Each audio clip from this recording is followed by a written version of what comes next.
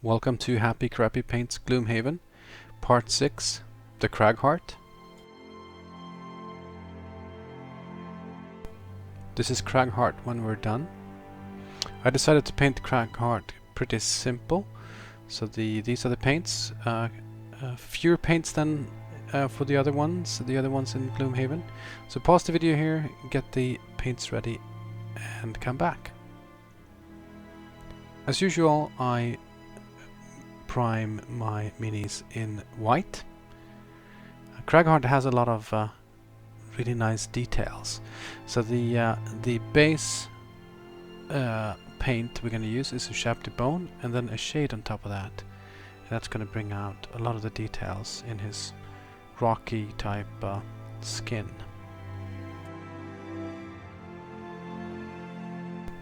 Because of the large number of small details on the skin of the Cragheart, I decided to use a quite diluted Ushabti Bone, which meant that I had to paint this base layer in two thin layers, and I suggest you do the same. Thin Ushabti Bone with water, and apply 2 or even 3 layers to cover it completely, just to make sure that you don't lose any of the details in his hands or on his skin.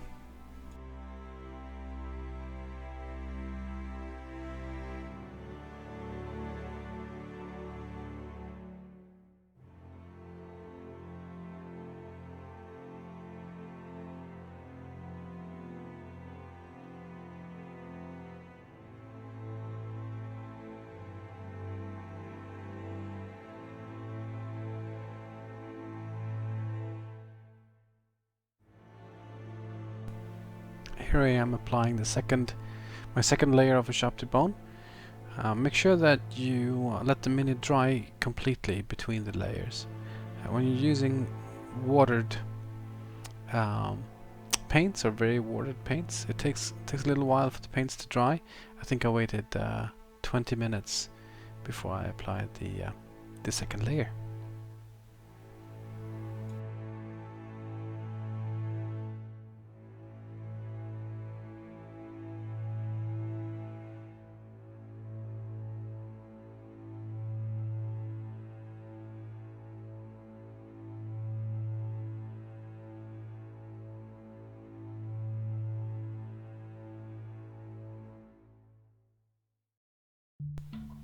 Using Temple Guard Blue for the base of the belt, and you don't have to be super neat here. You're going to use gold, so it doesn't really matter if you get some of the blue on top of the ornaments in his belt.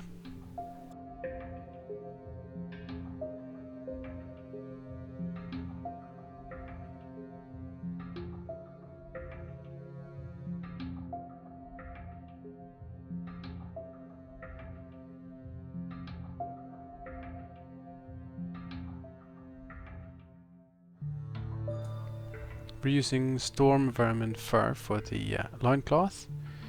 In the artwork, I think it's a brown loincloth, but I decided to use grey just to make the contrast larger between the skin tone and the loincloth.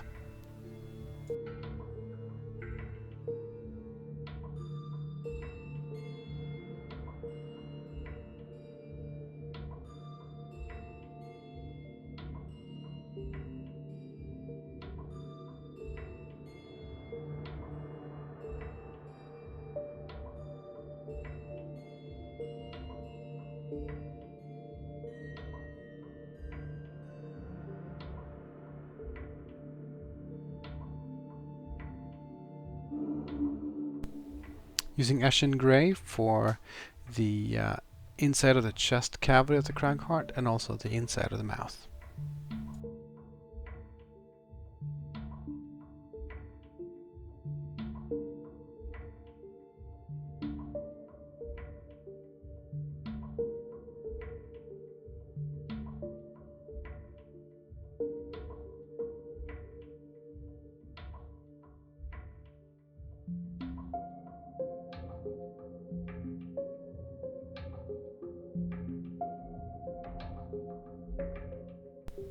Auric gold armor is our base color for all of the armor pieces on the Cragheart. The gold color is quite thin, so you have to apply this in multiple layers. I think I, in the end, had to use 3 layers of Auric armor gold.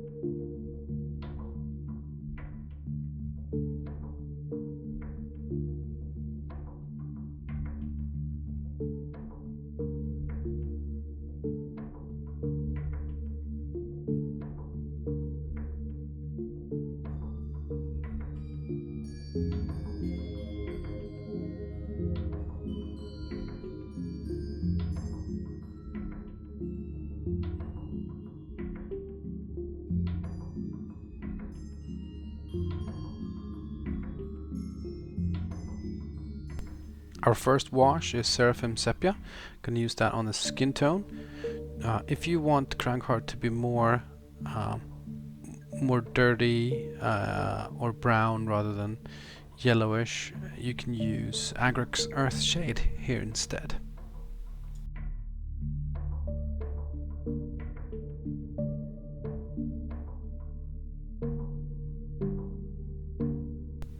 Apply the wash liberally and then remove it where it pools. But add a lot in the beginning, and then as you're going over your mini, remove some of it after a few seconds.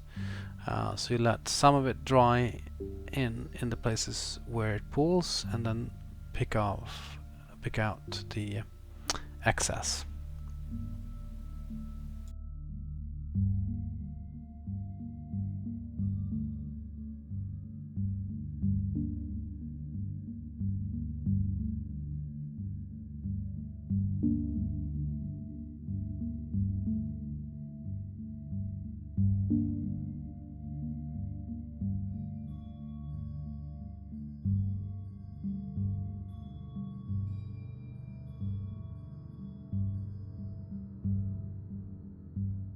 Our second wash is Nuln Oil, and that is for the loincloth.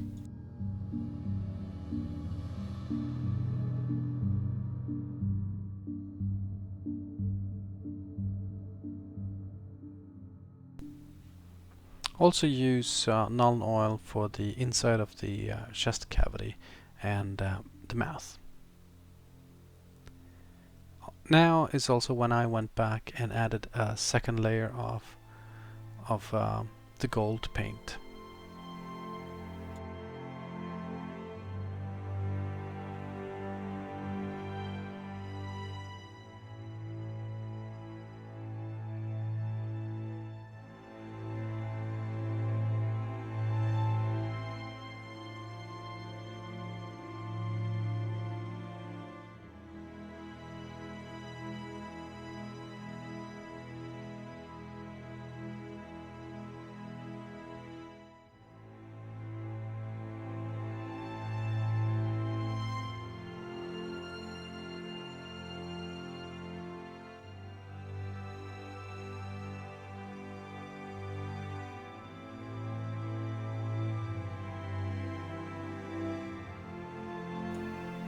Decided to use Screaming Skull as the highlight color for the skin, and I applied this in almost a dry brushing technique, but I used a soft brush The reason I did it this way is to make sure I didn't apply too much, or that I only actually ended up hitting the raised areas. But as you can see, there's a little bit more paint on the brush with this technique than with pure dry brushing. It's quite difficult actually to do this. So my tip is to use less paint than you think you need, and then go over it multiple times rather than accidentally having too much paint on the brush.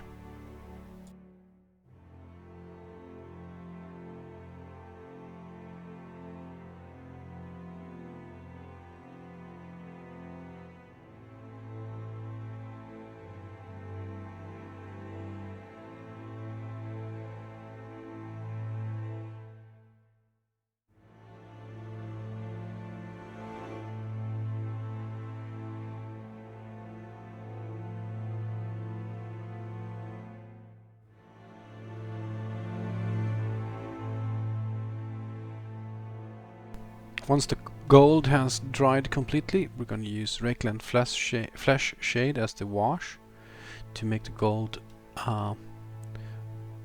get a reddish tint, and that really brings out the gold, or the feeling of gold. So Reikland Fleshshade is a really good wash to use on gold details.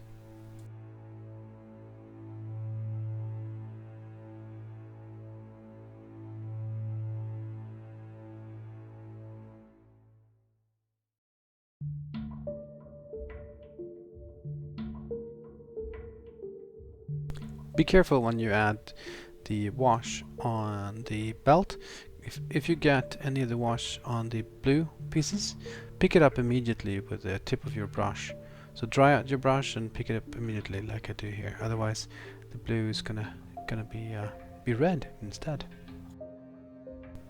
Using Abaddon Black for the darkest portions of the center of his chest and also in the middle of the mouth. Take some care here and also add the little or paint in the star pattern on the very centerpieces of the recessed areas. Don't worry if you miss a little bit and hit the edges too much. We're going to go back and highlight them back up with Screaming Skull in just a few seconds. It's the next step that we're going to do.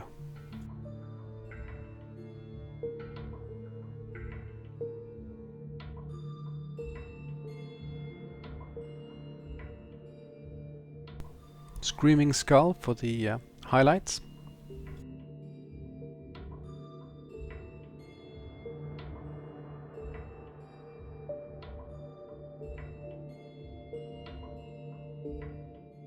Use Screaming Skulls to the nose and the forehead, around the eyes, but also around the edges of the chest cavity to make the contrast large between the edges of the chest and the black insides.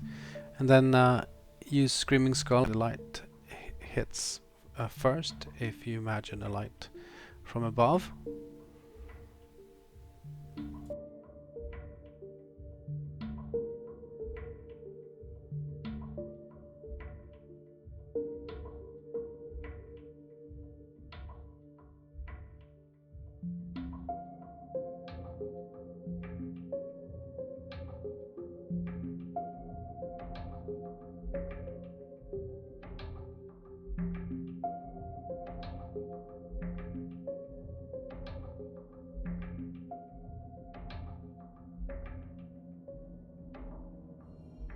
We're going back over all the gold details with Auric Armour Gold to remove some of the red from Reikland Flash on the raised portions or the topmost portions of the armor.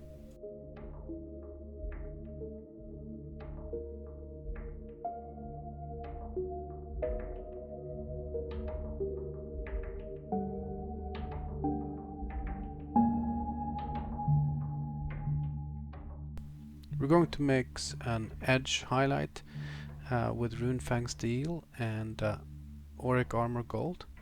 Use 2/3 of Auric Armour and 1/3 of Runefang. Runefang really carries over and takes over the gold. So be a little careful with adding the Runefang Steel. We're then going to use this to paint the edges of the gold armor to make it look a little worn and a little battle damage on it. You could, if you want, go back and use pure Runefang at the very end as a second edge highlight for the very raised areas, or where you want to have the armor to look more worn. But I think this is enough.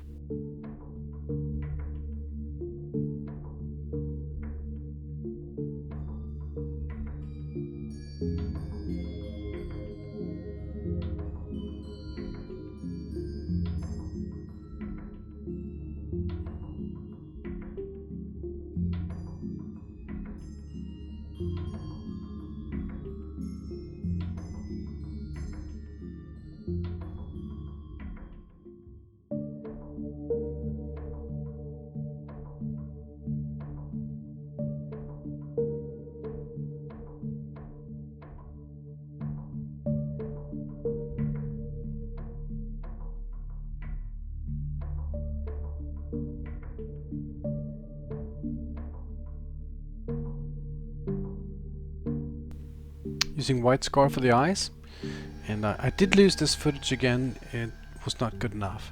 And then Fuegan Orange around the eyes to create that red glow that you can see in the artwork. So add a little Fuegan Orange and use the brush on top of the white to make sure that you pick off the wash from the actual whites.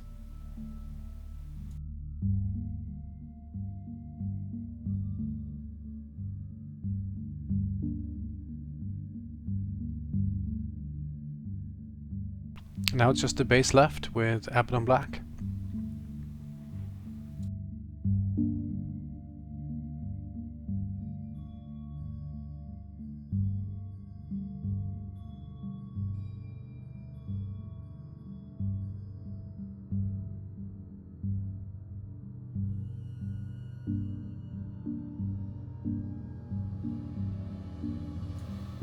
This is what the Cragheart looks like when we're done.